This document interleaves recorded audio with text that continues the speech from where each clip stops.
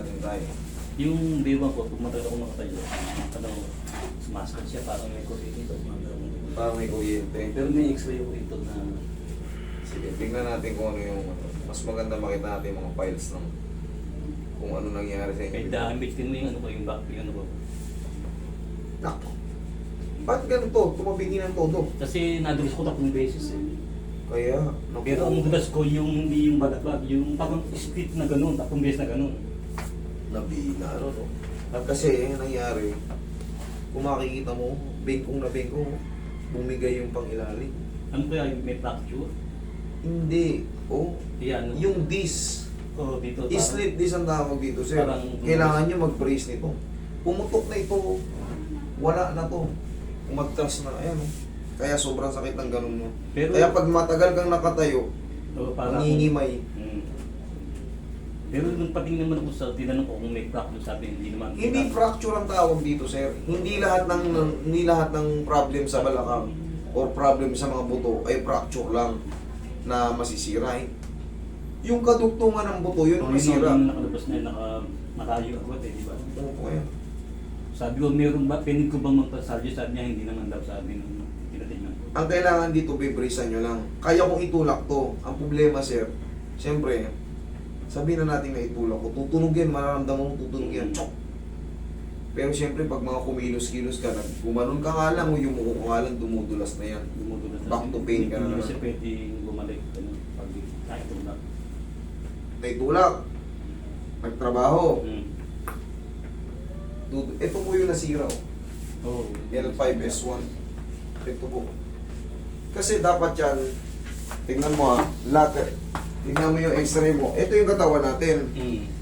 Kailangan tutugma yan sa sa lining. Malayo na. Eh, yung nandito mo gumano, no? Dumiso. Ngayon, pag tinulak ko yan, mararamdaman mo, may tutunog dyan. Ang problema, pag nagtrabaho ka, minsan nga, kahit hindi ka nagtrabaho, may inabot ka lang ng ganyan, no? Babalik siya sa dati. Yun ang consequences niyan, sir. Kasi, nangyari ganito sa iyo, sir. Pumutok. Pumutok. 3 beses ba naman na-split si sir? Hindi Talagang ordinaryong dulas eh. Oo. Talagang nabi. Naka-upload ko na yung takip ng sabdi ng margarine. Madulas yun eh. Oo, ganun ako. Tapos sa bahay, bagong map. Nadulas din Ganun ako. naman. Oo, 3 beses. Tragis ang hirap ng pangyayari. Pero Pero yung alam mo hindi ka na-split talaga, tapos pilita ka na-split. Pati yung mga sigit-sigit mo yun, syempre Okay, masakit. buti ngayon, nakikita ko sa mga YouTube, mga exercise, ginagaya ko talaga yung mga stretching sa back pain. Sir, ang gagawin natin yan, sir ha? Bumili kayo ng parang gilder. Oo, may dala akong meron sa bahay. Pang ganun, parang pang... Oo. Tignan mo, kaya ko itulak yan. Tayo ka. Tulak ko lang. Ibaba mo muna yung cellphone. Tingnan mo, ganito lang magtulak niyan. Mararamdaman mo yan sa likod mo, may lulugutok dyan. Mhm. Laglag mo na yung katawan mo sa akin ha. Mhm. Laglag mo na. Yun, ganun po. Ganun lang. Tapos, higa kang patagin. Ibalik mo yung shoes mo. Kailangan lang ni sir yung ano. Meron akong ano yung bumili nga ako ng pagkakalagay. Tama yun. Tama yun. Kung biniling sa inyo ng doktor, tama yun. Bakit? Bakit? Hindi niya binili ko sa akong binili. Usang binili. Oo, Tama sa yun. akong binili. Tama yun. Sige, higa kang patagin. Kasi darating at darating sir yung ano, mga ngawit yung balakang mo. Bakit mga ngawit? Once na ang tagal natin nakatayo ng ganyan, Oo, pag nagtatrabaho ng 12 hours, doon sumasakit talaga siya. kasi nga lumulundo eh. Hmm. Kasi nga wala na to eh, sira na to eh. Meron pa siya pero iba na itsura niya. Oo. Hindi na kaganto kakapal.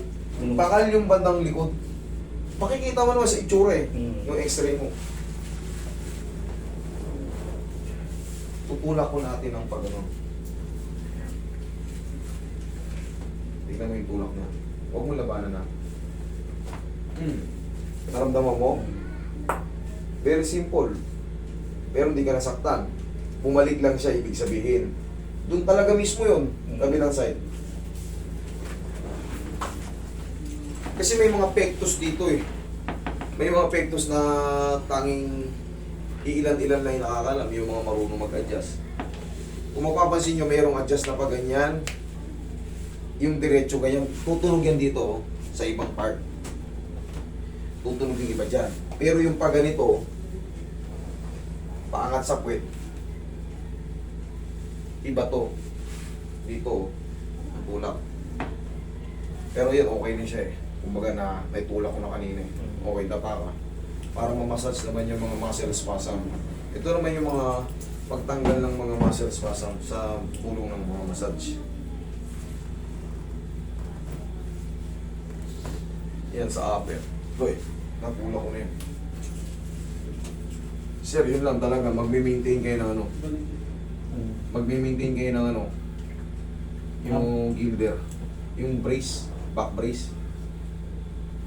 Kailangan yun sir, maghilom din. Pero bawal sa akin yung mag-dumbbell, mag-push-up, bawal pa sa akin yun. Hindi nyo na kailangan yun sir eh. Ang mahalaga, napapawin mo kayo. Malaking bagay kasi yung ano, yung marunong yung magkakabit. Kasi mas naiintindihan ko yung kaso nyo kumpara sa inyong hindi therapist, di ba? Mas naiintindihan ko kaya sa adjustment o sa papatamaan, mas alam ko kung saan ko ilalagay. Kasi baka pag kayo naglagay sa bahay nyo, basta ginanon nyo lang, hindi naman pala inaabot yung ano. Pero may i-muestra ko sa inyo. Relax lang. Inhale. Exhale. Iyan, panty-compress to sa mga, pati sa mga iba pang mga ano mo.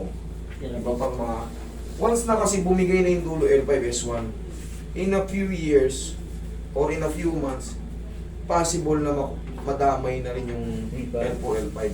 Kasi bumigay na to eh. Sir, sa totoo lang, sana maintindihan nyo, ito ang nagpapatayo sa atin, lumbar. Pag wala ka ng ganito, hindi ka makakatayo. Tandaan nyo yan. Lumbar ang nagpapatayo Yung sa atin. senior na nga ako sa gusto, 60 na ako. Okay na nyo. Eh, syempre, pag umiidad pa tayo, mayroon tayo natawag na sign of aging. Mas konting umabot lang na susi.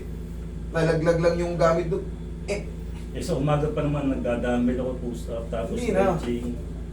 Hindi na kailangan ng dumbbell. Hindi Sir, na. alam mo yung pinaka-the best na ano nyo?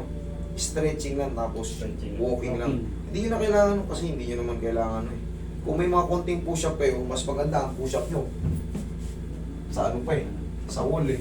Kasi pag nag-planking kayo, push-up ng pagganyan, naku, balakang nyo. Yung ganito, tignan nyo, sa balakang din ang ano nyan.